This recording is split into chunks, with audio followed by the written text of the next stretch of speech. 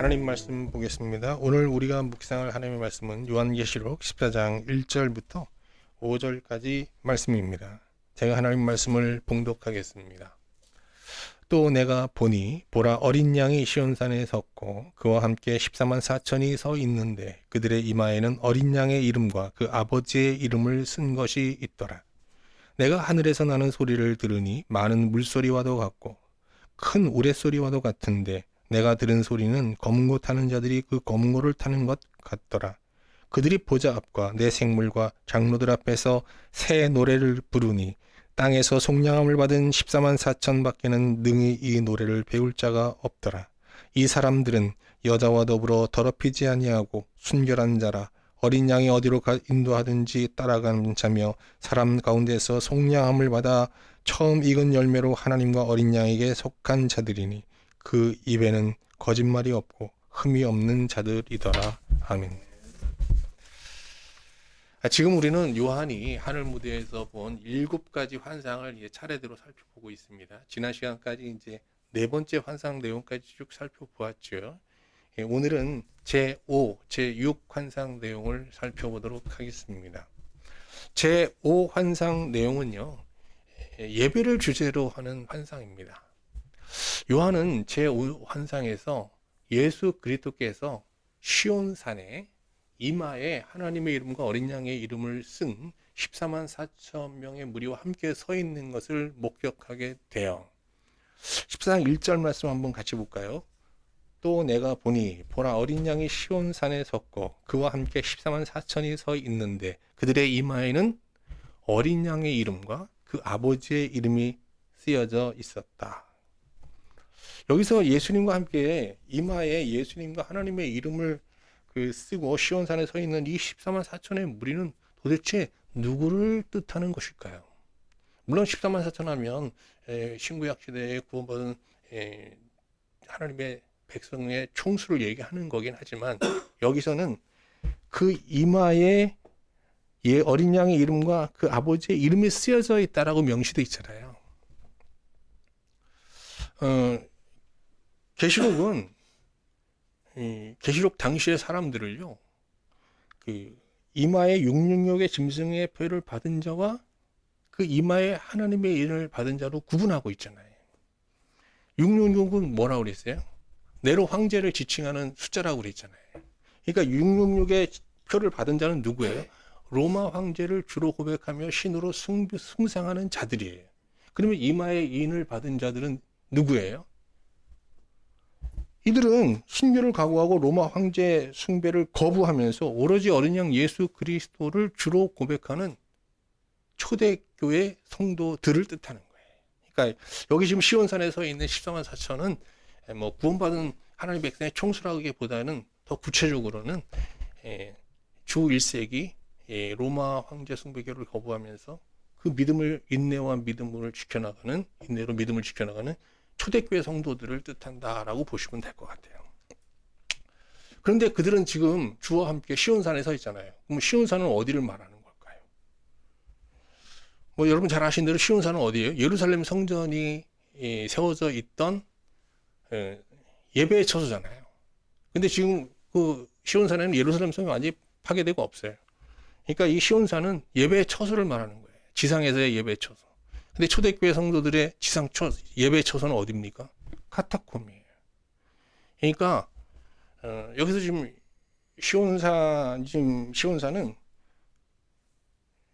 초대교회 성도들이 서 있는 이 시온산은 카타콤이라고 보시면 될 것 같아요.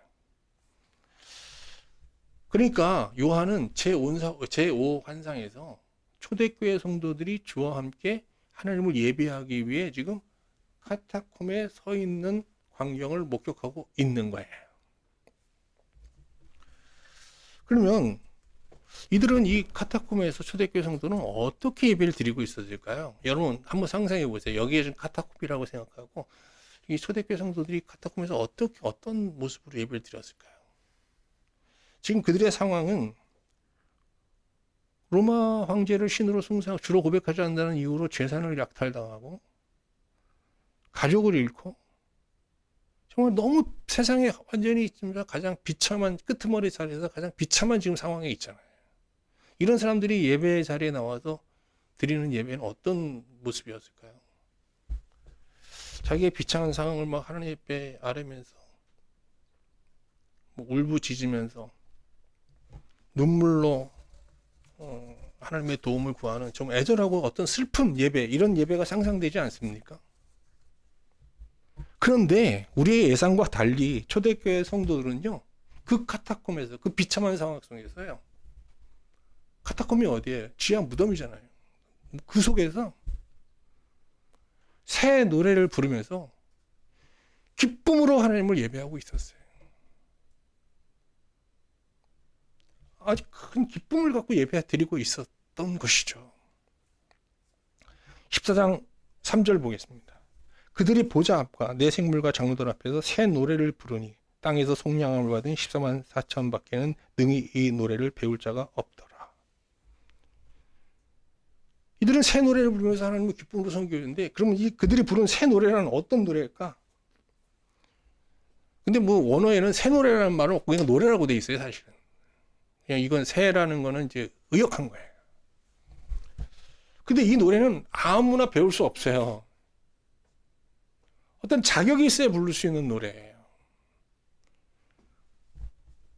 요한은 이 노래를 부를 수 있는 자격을 계시록 14장 4절 5절에서요. 네 가지로 얘기하고 있어요. 한번 같이 볼까요? 이 사람들은 새 노래를 부르는 사람들이에요. 새 노래로 하나님을 예배하는 사람들은 여자와 더불어 더럽히지 아니하고 순결한 어린 양이 어디로 인도하는지 따라가는 자며 사람 가운데서 속량함을 받아 처음 열매로 하나님과 어린 양에게 속한 자들이니 그 입에 거짓이 없고 흠이 없는 자들이더라. 자, 이 노래를 부르는 첫 번째 자격이 뭐예요? 부를 수 있는 자격. 여자와 더불어 더럽히지 아니었다라고 되어 있잖아요. 여기서 여자는 다음 시간에 볼 건데, 이제 계시록 17장에 나오는 이게 이제 붉은 짐승을 탄 음녀를 말하는 거거든요. 거기서 음녀는 로마 제국의 타락한 세속적 문화를 뜻하는 거예요. 당시 로마인들은요, 이 원형 경기장을 중심으로 펼쳐지는 이 로마의 세속적인 문화에 아주 열광하고 있었거든요. 그러나 하나님의 인을 받은 초대교회 성도들은요, 로마의 세속적인 문화를 혐오하며 극히 경계하고 있었어요. 이 노래를 부르려면요, 먼저 이 세상의 퇴폐적인 문화를 멀리하는 기본적인 거룩한 삶을, 아주 기본적으로 거룩한 삶을 사는 무리여야 한다는 것이죠. 두 번째 조건은 뭐예요?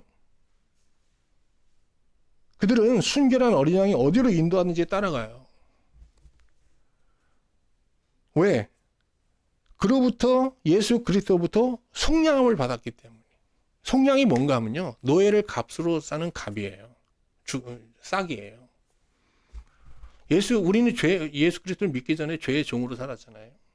근데 예수 그리스도는 우리를 그 사탄에게 우리를 해방시킬 수 있는 싹을 주고 우리를 샀어요. 그걸 속량이라고 하는 거죠. 속량.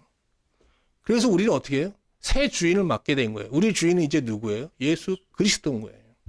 그래서 초대교회 성도들은요, 늘 예수 그리스도의 이 속량에 감사하면서 오직 예수 그리스도만 주로 모시고 사는 거예요. 이 노래를 부르는 새 노래로 하나님을 예배할 수 있는 자들의 두 번째 조건은 뭐예요? 속량함을 받고 오직 예수를 주로 섬기며 그가 인도하는 대로 따라가는 주의 종들인 것이죠. 세 번째 조건은 그들이 처음 열매로 하나님께 자신을 드리며 하나님께 속한 자로 살고 있다는 것이에요. 우리가 이제 농사를 지어서 이제 농사가 이제 풍년을 맞았다고 생각해 봅시다. 그러면 그게 다 하나님께서 주신 거라고 신자들은 고백하잖아요. 그래서 그걸 하나님께 다 드리는 게 아니에요. 그 중에 어떻게 첫 열매를 하나님께 드립니다. 이 모든 것은 다 주께로부터 온 것이고 주께서 허락하신 것이라는 고백이 있는 거예요. 그래서 이게 하나님 것으로 인정하고 이제 하나님의 것으로 난 또 살아가는 거예요. 이 새 노래를 부르는 초대교회 성도들은요, 자신의 것이 다 하나님의 것이라고 고백하면서 하나님의 것으로 사는 사람들이었어요. 그건 무슨 말인가 하면 그들은 이 땅에 살면서도 죽어서 들어갈 그 하나님 나라를 이미 누리고 있었다는 거예요. 오직 하나님께 속하여 하나님을 누리고 있었다는 것이죠. 그리고 네 번째 특징이 뭐예요? 그들의 입술에는 어떻게 해요? 거짓이 없어요. 하나님 앞에서 자기를 정직하게 돌아보면서 늘 자기의 허물과 부정함을 고백하면서 하나님을 섬기고 있었다는 겁니다. 이 네 가지 조건을 충족한 자들만이 이 새 노래를 부를 수 있는데요. 이 새 노래를 부를 때 하나님께서는 이 예배를 신령과 진정한 예배로 받으시면서 그 예배를 연락하시는 거예요. 그래서 어떻게? 지상의 교회 성도들과 하늘에 계신 하나님이 소통하게 되는 거예요. 이 과정에서 성도들은요, 이 세상에 엄청난 위협과 유혹을 물리칠 수 있는 용기와 힘을 얻게 되는 거고요. 그러면 그들이 불렀던 그 새 노래의 구체적인 내용은 뭘까요? 구약 성경에는 하나님께서 고난의 시대 자기 백성들에게 허락하신 새 노래가 여러 편 수록되어 있어요. 특히 시편에 많이 수록되어 있는데요. 그 중에 대표적인 노래는요, 제가 생각할 때는 하박국의 노래예요. 하박국도 참 고난의 시대에 참 또 하박국은 의인이었잖아요. 의인으로서 억울하게 애매한 고난을 받으면서 이제 하나님을 섬겼던 사람이거든요. 그래서 하나님을 원망하기도 하고 그랬잖아요. 의인 하박국은. 그러다가 이제 하나님부터 이 노래를 받게 됩니다. 그래서 고난의 시대 이 노래를 부르면서 그는 하나님을 그 고난의 상황 속에서도 기쁨으로 하나님을 섬기게 되는데요. 같이 그 노래를 한번 확인해 볼까요? 하박국 3장 17절 19절입니다. 구약성경에 수록되어 있는 대표적인 새 노래예요. 여러분도 같이 한번 읽어보시기 바랍니다. 같이 읽겠습니다. 비록 무화과 나무가 무성하지 못하며 포도나무에 열매가 없으며 감람나무에 소출이 없으며 밭에 먹을 것이 없으며 우리의 양이 없으며 외양간에 소가 없을지라도 나는 여호와로 말미암아 즐거워하며 나의 구원의 하나님으로 말미암아 기뻐하리로다. 주 여호와는 나의 힘이시라. 나의 발을 사슴과 같게 하사 나로 나의 높은 곳에 다니게 하시리로다. 굉장한 가사죠. 누가 이 노래를 부를 수 있겠어요? 요한이 말한 이 네 가지 조건을 갖춘 성도는 이 노래를 부를 수 있어요. 어떤 상황에서도 하나님으로 인하여 기뻐할 수 있다는 거죠. 자, 이제 여러분 아시겠죠? 초대교회 성도들이 로마의 그 박해 아래서 재산을 잃고 가족을 잃은 상태에서도 카타콤에서 기쁨으로 하나님을 예배드렸단 말이에요. 어떻게 기쁨으로 예배드릴 수 있었을까요? 이 새 노래를 그들은 자신의 신앙으로 고백하면서 하나님을 섬겼기 때문인 거죠. 이 노래 가사는 하나님의 백성은 모든 존재물이 없어져도 존재 되신 하나님으로 인하여 기뻐할 수 있다는 내용으로 이제 구성되어 있습니다. 이는 심판의 때, 고난의 때 하나님의 백성들이 예배 때마다 불러야 할 완전한 새 노래인 것이죠. 자, 이제 여섯 번째 환상으로 넘어가겠습니다. 자, 다섯 번째 환상의 예배를 주제로 한 환상이었다면 여섯 번째 환상은요, 설교, 메시지를 주제로 한 환상이에요. 사도 요한은 이 환상을 통해서 자신을 포함한 초대교회 지도자들이 카타콤에서 어떤 메시지를 선포해야 할지를 주님으로부터 배우게 됩니다. 자, 이제 6환상의 내용은요, 새 천사가 차례로 등장하면서 전개되는데요. 자, 첫째 천사는요, 열방의 백성에게 전해야 할 영원한 복음을 가지고 있어요. 6절 한번 보겠습니다. 또 보니 다른 천사가 공중에 날아가는데 땅에 거주하는 자들 곧 모든 민족과 종족과 방언과 백성에게 전할 영원한 복음을 가졌더라. 첫째 천사가 뭘 갖고 있어요? 영원한 복음을 갖고 있잖아요. 이 완전한 복음이라는 뜻이에요. 완전한 복음. 그런데 이 첫째 천사가 갖고 있는 이 열방에 전해야 될 모든 시대의 모든 하나님의 백성들에게 전해야 될 이 영원한 복음은요, 다른 복음이 아니라 심판의 복음이에요. 심판의 복음. 거기 보세요. 7절 말씀. 그가 큰 음성으로 이르되 하나님을 두려워하며 그에게 영광을 돌리라. 이는 그의 심판의 시간이 이르렀음이니 하늘과 땅과 바다와 물들의 근원을 만드신 이를 경배하라 하더라. 저도 이제 이 홍콩에서 이제 심판의 복음을 많이 전했거든요. 근데 우리 교인들이 아주 심판이란 말을 들을 때마다 아주 너무 힘들어했어요. 인간의 입장에서 우리의 어떤 부정함을 폭로하면서 이에 대한 하나님의 엄벌, 이 어떤 하나님의 보복을 경고하는 심판이라는 이 단어, 이 단어는요, 사실은 우리가 세상으로서 보는 어떤 욕설보다도 더 사실 우리를 불편하게 하는, 불쾌하게 하는, 사실 이게 폭력의 언어잖아요, 사실. 그렇지 않아요, 여러분? 네. 그래서 이게 강단에서 심판하면 안 되는 거예요, 원래. 사람들이 굉장히 힘들어해요. 저도 잘 알죠. 그런데 하나님 입장에서 심판이라는 이 단어는요, 폭력의 언어가 아니에요. 이것은 인간을 사랑하는 사랑의 언어예요. 왜? 하나님은 인간을 자기 형상대로 지으셨잖아요. 자기 형상대로 지었다는 건 하나님과 소통 가능한 피조물로 지으셨다는 거예요. 사랑의 교제를 나눌 수 있는 대상으로 인간을 지으신 거예요. 그런데 인간이 사탄에게 미혹되어 부정한 자가 되었잖아요. 그럼 하나님께서 인간을 사랑이 거기서 끝났다면 그냥 내주면 돼요, 사탄에게 사람을. 그런데 하나님은 우리 인간을 포기하지 못하세요. 그래서 어떻게? 심판하시는 거예요. 심판이 어떤 심판이냐? 파멸을 목적으로 하는 심판이 아니라 그를 고쳐서, 심판을 통해 고쳐서 다시 그와 결합하고자 하는 구원과 회복을 목표로 하는 심판을 행하시는 거예요. 하나님의 심판의 궁극적인 목적이 뭐라고요? 파멸이 아니에요. 형벌이 아니에요.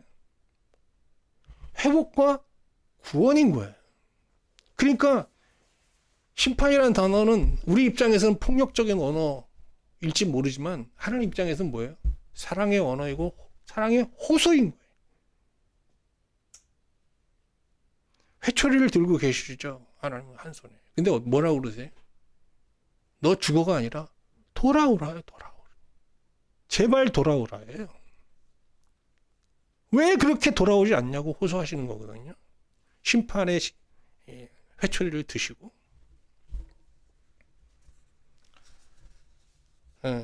그래서 이 심판의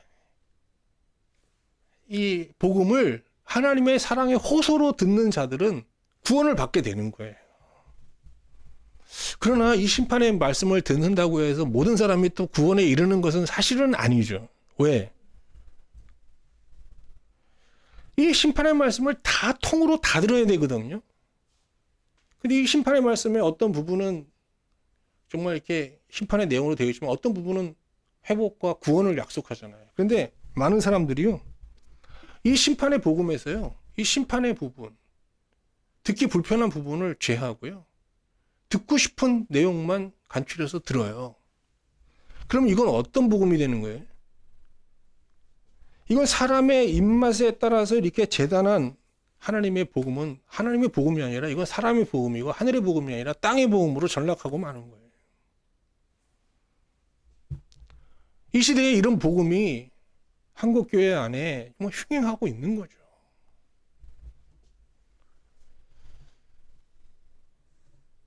그러나 하나님의 심판의 복음을 통으로 다 들으면서 자신이 심판받기에만 합당한 자임을 인정하면서 회개하고 하나님의 긍휼을 구하는 자, 하나님의 그 호소에 부응하여 하나님 앞에 돌아가기를 갈망하는 자들은 예수 그리스도를 통해서 죄사함을 받고 영원한 생명을 얻게 되는 겁니다. 다시금 하나님과 사랑의 교제를 회복하게 되는 거예요.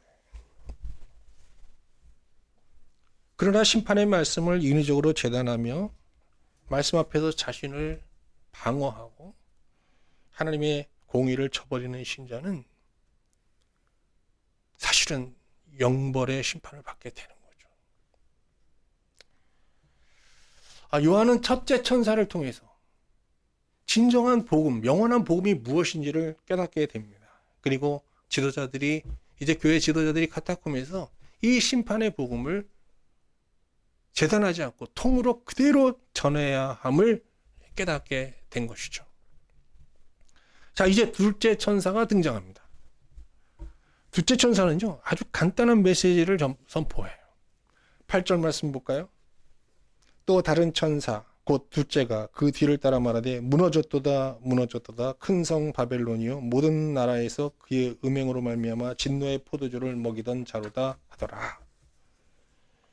여기서 바벨론이 나오잖아요. 그냥 이 둘째 천사가 외치는 건 간단해요. 바벨론이 무너진다는 거예요. 그럼 바벨론은 어떤 나라를 말하는 거예요? 이 계시록 앞으로 18장에 나올 이게 바벨론의 멸망을 예고하는 전조의 메시지거든요. 계시록에서 큰 성 바벨론은요, 무너지지 않고 영원할 것만 같은 로마 제국을 뜻하는 거예요. 왜 근데 로마 제국이라고 그러지 않고 바벨론이라고 그래? 이게 묵시설이니까요. 지금 로마의 박해 아래에 있는데 로마가 멸망할 거다, 그렇게 메시지를 하면 이 책이, 이 편지가 전해질 수 없는 거죠. 그래서 멸망할 로마 제국을 바벨론이라고 이제 이렇게 묵시적으로 표현하고 있는 겁니다. 그런데 멸망할 나라는 로마 제국만이 아니죠. 땅이라는 흔들리는 터전 위에 세워진 세상 나라들은 모두 바벨론처럼 로마 제국처럼 결국은 멸망하게 된다는 겁니다. 영원한 나라는 있을 수 없다는 거예요. 지금 세계 제국은 뭐 미국이라고 볼 수 있겠죠. 미국과 중국이 뭐 패권 전쟁을 벌이고 있지만 뭐 이 전쟁에서 미국이 조금 이기고 있는 거죠, 아직은. 근데 미국이 영원한 제국이 되겠어요? 그렇진 않겠죠. 바뀌겠죠, 언젠가는. 그런데 뭐 제국만 망하겠어요? 이 세상에 있는 모든 나라들은 다 파라다이스를 얘기하고 뭐 꿈을 얘기하지만 그 꿈은 다 이루어질 수 없어요. 결국은 멸망할 수밖에 없는데 왜? 그 나라는 다 터전이 어디예요? 땅이에요. 근데 이 땅은 어떻게 흔들리고 있잖아요. 이사야 51장 6절 볼까요? 너희는 하늘로 눈을 들며 그 아래의 땅을 살피라. 하늘이 연기같이 사라지고 땅이 옷같이 헤어지며 거기에 사는 자들이 하루살이같이 죽으려니와 나의 구원은 영원히 있고 나의 공의는 폐하여지지 아니하리라. 이 땅은 계속 흔들리고 있단 말이죠. 그럼 이 땅이 하나님께서 이 땅을 흔드시는 이유가 뭘까요? 흔들리지 않는 영혼의 세계를 향해 우리 눈을 돌리게 하기 위해서 이 땅을 흔드시고 계시는 거거든요. 하나님의 아들 예수 그리스도는 영원히 흔들리지 않는 나라, 영원에서 오셨습니다. 그는 길과 진리와 생명이 되시며 그를 믿는 자를 어디로 인도하세요? 이 땅의 어느 나라가 아니에요. 영원의 나라로 인도하시는 거예요.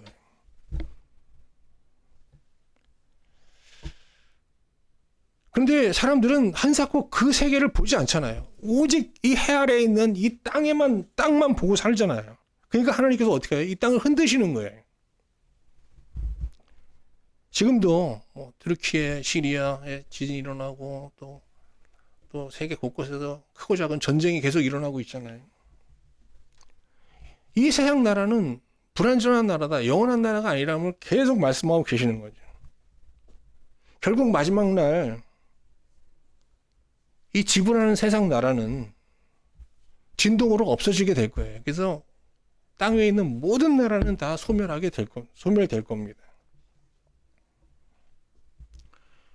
근데 하나님께서 큰 진동으로 멸망할 이 세상 나라를 조금씩 흔들면서 이렇게 계속 경고하시는 이유는 뭐냐?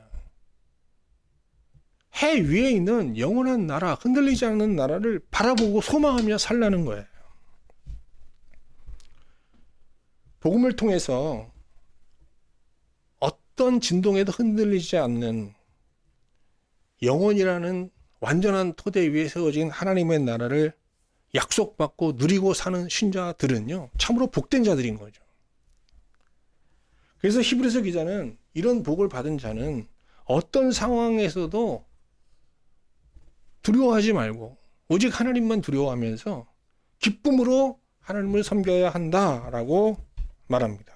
히브리서 12장 27절 29절 말씀 보겠습니다. 이 또 한 번이라 하시면 진동하지 아니하는 것을 영존하게 하기 위하여 진동할 것들 곧 만드신 것들이 변동될 것을 나타내십니다. 그러므로 우리가 흔들리지 않는 나라를 받았은즉 은혜를 받자. 이로 말미암아 경건함과 두려움으로 하나님을 기쁘시게 섬길지니 우리 하나님은 소멸하는 불이십니다. 우리는 어떤 사람들이 흔들리지 않는 나라를 받은 자들이, 이 나라를 받지 못한 사람들은 다 어떻게 흔들리는 터전 위에 세워진 세상 나라에 속한 삶을 살아가고 있잖아요. 그래서 이 만물이라는 이 세상 나라에서 누리던 영광이라는 것은요, 풀의 꽃과 같이 한창 아름답다가도요, 어느 날 갑자기 마르고 꽃처럼 떨어지게 돼 있어요. 이 세상에서 누리면서 우리가 자랑하고 자부하던 것들이 한순간에 수치가 될 수 있고요. 한때 추앙받던 삶이 졸지에 멸시받는 삶으로 추락할 수 있고요. 세상도 직업도 나라도 사업도요, 영원한 것은 아무것도 없는 거예요. 그러면 우리의 삶의 터전이 흔들리는 땅에서 흔들리지 않는 영혼의 세계로, 완전한 하나님의 나라로 이렇게 완전히 옮겨지려면, 우리의 소속이 이제 하나님 나라에, 우리의 삶이 온전히 하나님 나라에 속해지려면 어떻게 될까요? 우리 안에 두 가지 내적 변화가 있어야 돼요. 하나는 깨어남이에요. 세상 나라가 주는 환영에서 깨어나야 되고요. 또 다른 하나는 하나님께서 우리에게 끊임없이 계시하는 이 하나님 영원한 나라에 대한 확신, 믿음을 갖는 거예요. 그러니까 강단에 선 선지자는요, 하나님의 말씀으로 이 신자들이 갖고 있는 세상의 헛된 꿈들, 이것을 계속 파해야 되는 거예요. 로마 제국이 황제를 신으로 추앙하면서 얼마나 백성들에게 많은 꿈을 주었겠어요. 이제 너희들이 로마 황제를 신으로 추앙하면 로마 제국은 이런 나라가 될 거야. 너희들은 이 부강한 로마 제국에서 이런 삶을 살게 될 거야. 막 얘기하지 않겠어요? 근데 카타콤에서 하나님 말씀을 전하는 하나님의 선지자들은 그 꿈의 헛됨을, 거짓을 폭로해야 되는 거예요. 그러면서 어떻게 해요? 하나님의 나라에 대한 확신을 계속 불어넣어야 하는 거죠. 그러나 거짓 선지자들은 이 강단에서요,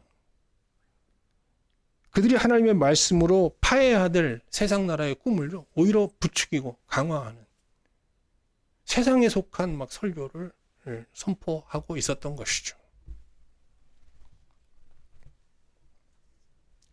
요한은 둘째 천사를 통해서 자신을 포함한 초대교회 지도자들이 강단에서 로마 제국이 백성들을 현혹하는 그런 거짓 꿈을, 그 꿈의 거짓됨을 폭로하면서 이제 하나님 나라의 실제를 계속 증거하면서 그들에게 하나님 나라를 확증시켜야 함을 이제 깨닫게 된 겁니다.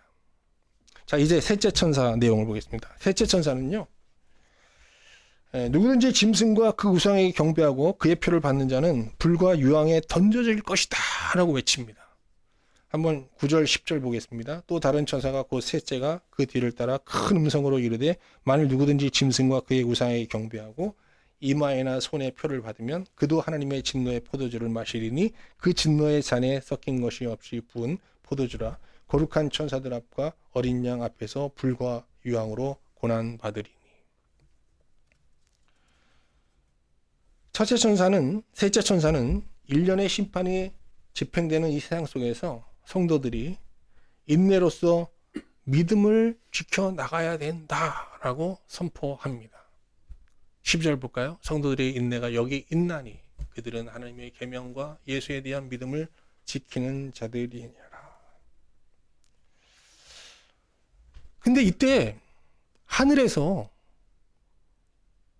어떤 음성이 들려요. 한번 13절 볼까요? 13절을 세 번역으로 한번 볼게요. 이것을 기록하여라. 이제부터 주님을 믿고 주 안에서 죽는 자를 기뻐할 때가 왔다. 그러자 성령께서도 그렇다. 그들은 괴로운 수고에서 벗어날 것이다. 이는 그들의 착한 행실이 영원히 남아있기 때문이다. 이게 무슨 얘기인가 하면요. 그 하늘 보좌에서 성삼위 하나님이 로마 박해를 무릅쓰고 인내로서 믿음을 지켜나가다가 성도들이 이렇게 뭐 고난당하고 죽는 현장을 보고 있는 거예요. 순교의 현장을 보고 있는 거예요. 그걸 보면서 성삼위 하나님이 서로 같이 나누는 대화예요, 대화. 이게 이제 요한이 들은 거죠, 이 대화를. 그런데 보좌에 계신 성삼위 하나님은요, 박해와 순교를 당하는 초대교회 성도들을 바라보시면서요, 슬퍼하거나 분노하지 않으시고요, 복되다 그러세요. 성도들의 이 고난과 죽음의 현장을 보시면서 복되다고 하시는 이유는 크게 두 가지인데, 먼저는요, 성도들이 죽음을 통해서 이제 세상으로부터 받아오던 유혹과 위협, 그리고 박해로부터 완전히 해방되기 때문인 거예요. 이제 그들이 순교하여 죽으면서 고난과 박해 끝이라는 거예요.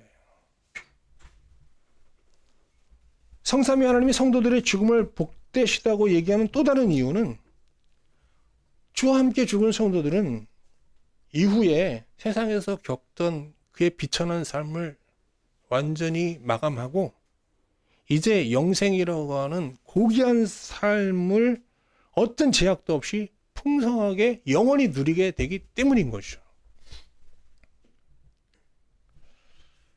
그래서 성도들의 이 죽음을 복되다고 하시는 거예요. 여러분과 저도 이제 다 이제 어쨌든 죽을 거 아니에요. 이 세상에 다양한 죽음이 있어요. 그런데 성경은 우리의 죽음을 딱 두 가지로 얘기하는 거예요. 하나는 영생과 잇대어진 죽음이고요. 다른 하나는 영벌과 잇대어진 죽음이에요. 누가복음 16장에서 예수님은 부자와 거진 나사로 비유를 통해서 사람이 맞게 될 이 두 죽음을 아주 극명하게 이제 비교하고 계시죠. 이 비유에서 거짓 나사로는 이 세상에서 비천한 삶을 살았어요. 그런데 죽은 후 어떻게 돼요? 아브라함 품에 안겨서 영혼에 잇대어진 고귀한 삶, 순결한 삶을 살아가요. 그런데 이 부자는요, 이 세상에서 어떤 삶을 살았어요? 누구 부럽지 않은, 정말 모든 사람이 부러워할 만한 그런 삶을 살았잖아요. 보란듯한 삶을 살았는데 죽은 이후 어떻게 해요? 영벌의 삶을 살게 돼요. 수치와 고난으로, 고통으로 가득한 영벌의 삶을 살게 되거든요. 요한은 이 셋째 천사를 통해서 자신을 포함한 교회 지도자들이 강단에서 정말 죽음에 대한 설교를, 특히 복된 죽음을 성도들에게 설파해야 됨을 이제 깨닫게 되는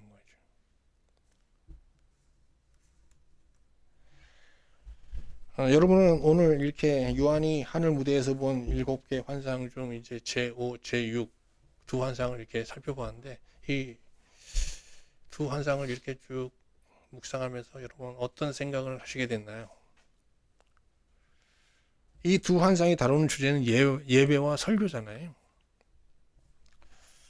저는 이 예배와 설교를 주제로 하는 이 두 환상을 이렇게 묵상하면서 저 스스로에게 여러 가지 질문을 던지게 되더라고요. 먼저는 나는 이 새 노래로 이제 하나님을 예배해야 되는데, 나는 요한이 말하는 이 새 노래를 부를 네 가지 자격을 갖추고 있는가? 이거부터 이제 한번 돌아보게 되는데요. 자신 있게 그렇다고 그래야 되는데 마음이 무겁더라고요. 바라기는 여러분과 함께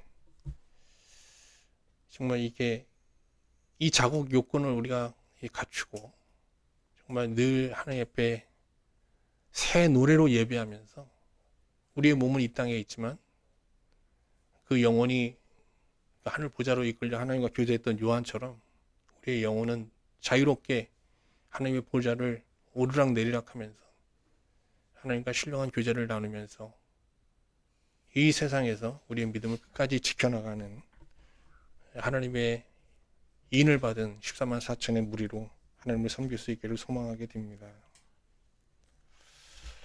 그리고 두 번째 이제 질문은 오늘도 우리는 예배를 드리고 있는데 우리의 예배는 정말 새 노래를 부르는 예배인가?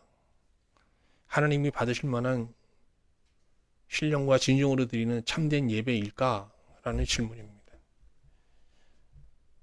저는 우리 끄트머리 샘 교회에서 이렇게 여러분과 함께 드리는 이 예배가 완전하지 않지만 적어도 새 노래로 하나님을 예배하는 진정한 예배를 지향은 하고 있다고 믿습니다. 그래도 이 예배를 통해서 여러분 이 한 주 또 세상을 이겨나갈 연말 힘을 얻고 계시죠? 예.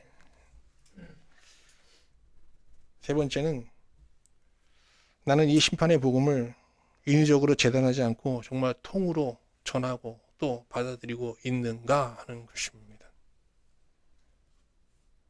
예. 그렇게 하려고 노력하고 있죠. 계시록 참 어려운 말씀 여러분에게 이렇게 통으로 전하려고 노력하고 있는데 몇몇 분들이 계시록 언제 끝나냐고 자꾸 저한테 물어보는데 끝까지 하려고요. 통으로 하려고요.